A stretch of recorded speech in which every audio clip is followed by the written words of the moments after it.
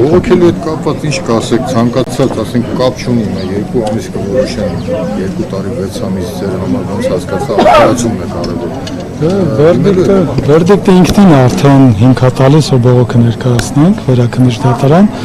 որում բազմիցս նշել ենք, որ այնպիսի խախտումներ է դատարանը թույլ տվել, որ վերաքննիչ դատարանի համար պարտադիր է բեկանումը անկախ ապացույցների ծավալի։ Այսինքն նույնիսկ վերաքննիչ դատարանը չպետք է նայի ապացույցներով հիմնավորվում է թե չէ,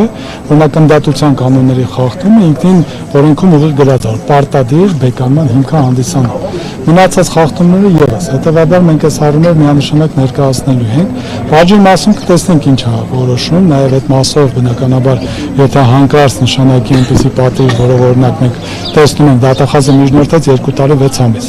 Գիտեք, իրականում բացառիկ բան է տեղի ունենում, առաջին անգամ միջին ծանոթության հանցանք կատարած անձին ազատազրկում միջնորդել են դեպքում, երբ որ սանկցիան նախատեսում է 5 տարբեր տեսակի պատիժներ, այդ թվում տուգանք, հանրային աշխատանք, ազատության սահմանափակում, որը որ ազատազրկման հետ կապ չունի, այսինքն որոշակի ժամերի սահմանափակումը տանից դուրս գալու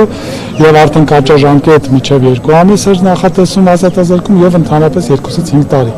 Օրենքի ուղիղ պահանջը այնպեսին է, որ ասում է յուրաքանչյուր հաջորդ ավելի խիստը պետք է նշանակեք, եթե առավել նվազը չի կարող բաժի նպատակներ իրացնել։ Հիմա օրենսդիրը տեսել է, որ այս հանցագործության համար այս 5-ն է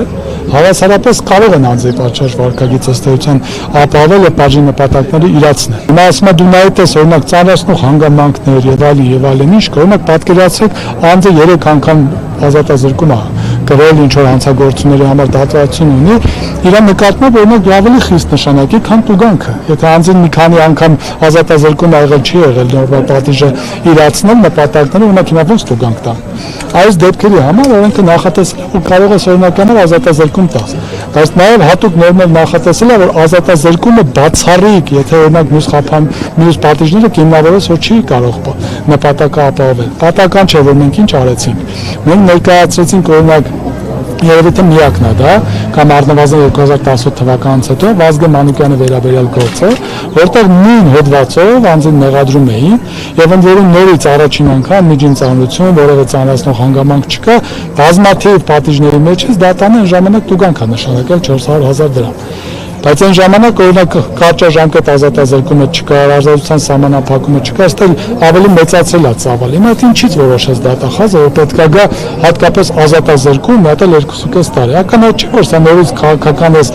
բնույթի հետ շարունակություն է, սա կոնկրետ հանձնարարություն է։ Հակառակ դեպքում բացառվում է որևէ այլ գործով գալ եւ նման միջնորդություն անել։ Մենք ցույց տվեցինք նաև այլ միջին ծանրության հանցագործությունները, որ պրակտիկան այնպեսին է, որ ազատազրկում չի նշանակում։ Եթե այսքանից հետո պետք է դատանը նաև այս խախտումը անի, այս ապօրինությունը անի, ուրեմն իր մեղքի մոտ ինչ ասեմ։ Սարգսյան, տեսեք, հանրային շրջանակներում այսպիսի խոսակցություններ են պատտվում Սրբազանի առողջական վիճակի մասին, որը ասում են, որ բարվոք չէ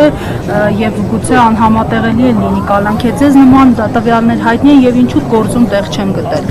Ուրեմն այսօր մեր գործընկեր Արազ Զորաբյանը ներկայացրեց, որ Սրբազանը ըստ էության մեզ թույլ չի տվել, որպեսզի մեղմացնող հանգամանքներ վկայակոչենք, իսկ առողջականը դա մեղմացնող հանգամանք է,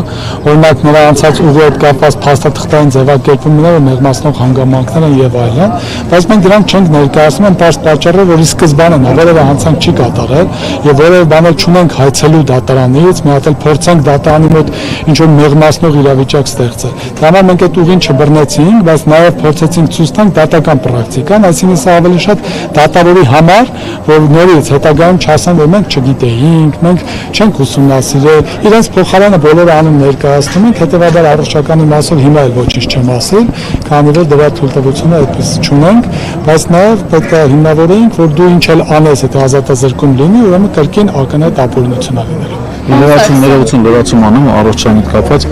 Տեսեք, առողջության հետ կապված ես տարբեր առիթներով, երբ որ հանդիպում եմ Սրբազանի հետ քրեակատարական հիմնարկում, պարբերաբար հարցնում եմ, ոնց եք ձեզ զգում, ինչ խնդիր կա, գիտեմ մի քանի առողջական խնդիրների մասին, իհարկե, որը չեմ կարողանա այստեղ հրապարակային ասել, որովհետև դա անձնական տվյալ է, բայց ասեմ նաև, որ իր բարեկամների միջոցով փորձում եմ ինքնուրույն տվյալներ հավաքել, այսինքն որոշակի փաստաթղթեր եմ խնդրել ինձ փոխանցեն, որ երբ որ անհրաժեշտությունը գա, մենք փորձենք դա նաև կիրառել, որովհետև եթե հարց ասեմ նրան, որ նա նրա կյանքի նկատմամբ վտանգ սպառնաց, մենք իրեն չենք լսելու, այսպես ասեմ։ բայց քանի դեռ այդ տվյալները մենք ձեռք չենք բերել, այս պահին հակառակի դիրքորոշման որևէ բան չենք կարող անել։ Պարոն Զորաբյան, պարոն Սարգսյանի բազմաթիվ արխիվային օրինակներից հետո կարծում եք ազատազրկում կկայացնի դատավորը։ Տեսեք, պարոն Սարգսյանը նաև կալանքի միջնորդության քննարկման ժամանակ ներկայացրել էր դատախազության կոլեգիայի որոշում, որը ասել է նմանատիպ դեպքերում չտանել կալանավորման։ Մինչդեռ դատախազները իրենք ինձ կոլեգիայի որոշման նկատմամբ անհարգալի վերաբերմունք դրսևորելով գնացին կալանավորման ճանապարհով, դատարանն բավարարեց կալանավորման ճանապարհը։ Դատարանը ակնհայտ կերպով, երբ կար երկու լրատվամիջոցների գրությունները, որ այդ երկու իրավիճակը նկարահանվել են Գյումրի քաղաքում, դատարանը ունենալով այդ ապացույցները ուղղակի գործը չուղարկեց ըստ ընդդատության։ Երբ որ նմանատիպ խախտումները թույլ տալիս դատարանը, ակնհայտ է դատարանը ինչ-որ մի կոմպրոմատի կամ ինչ-որ մի բանի պատճառով վախեցած է իշխանությունից եւ անելու է այն, ինչ որ անում է։ Այսինքն կալանք է սահմանել, այն դեպքում որ կալանք չէր հասնում Միքայել Սրբազանին եւ բնականաբար նաեւ իր գործողությունները տանում են նրան,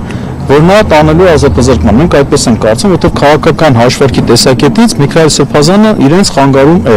Եվ մի բան էլ ասեմ, անկախ նրանից ինչ դատավճիռ կկայացնի, քանի որ արդեն մեղադրական վերդիկտ կա, այսինքն դա նշանակում է մեղադրական դատավճիռ է լինելու։ Այսինքն մեղավոր են ճանաչել Սրբազանին։ Մենք միևնույն է դա բողոքարկելու ենք, որովհետև դա արդեն հակասում է ճշմարտությանը։ Պարոն Զորաբյան, բայց այս գործը ակնհայտ է, որ քաղաքական տեքստ ունի, քաղաքական պատվերով գործ է, ինչ դատավորի էլ որ առաջացյալում մակագրվեր ելք այսպեսին չէ լինի։ Տեսեք, կան դատավորներ, դուք էլ լավ գիտեք, որտեղ իրավական դաշտում աշխատող լրագրողները գիտեք, որ կան դատորներ, որոնք այս աշճան իրենց խղճի դեմ չեն գնա։ Այդ պատճառով է, որ Գյումրի չուղարկվեց։ Թե չէ կուղարկեն Գյումրի, կասեն շատ լավ, կուղարկեն Գյումրի, Գյումրում էլ նույն պատվերով մեր ուզածը կստանանք։ Բայց ինչու չուղարկվեց։ Ինչու է այս տիպի գործերը մակագրվում Մասիս Մելքոնյանին, Արմեն Մելիքսեթյանին, վերաքննիչ են գնում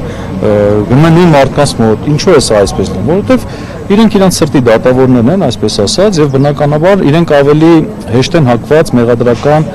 ակտ կայացնելու։ Եվ մենք կարծում ենք, որ եթե լինեին ուրիշ դատավորներ, որոնց մոտ սա կընկներ, միգուցե այս ծայրաշճան այսպիսի խախտման չգնային։ Արմինե Մելիքսեթյանն էլ կարծում եք սրտի դատավորների շարքին է դասվել։ Տեսեք, մեր փաստաբանների մոտ այնպիսի հետաքրքիր բան կա, փաստաբաններից մոտ կա դատավորների ռեյտինգավորում, այսպես, նաև ոչ գրված։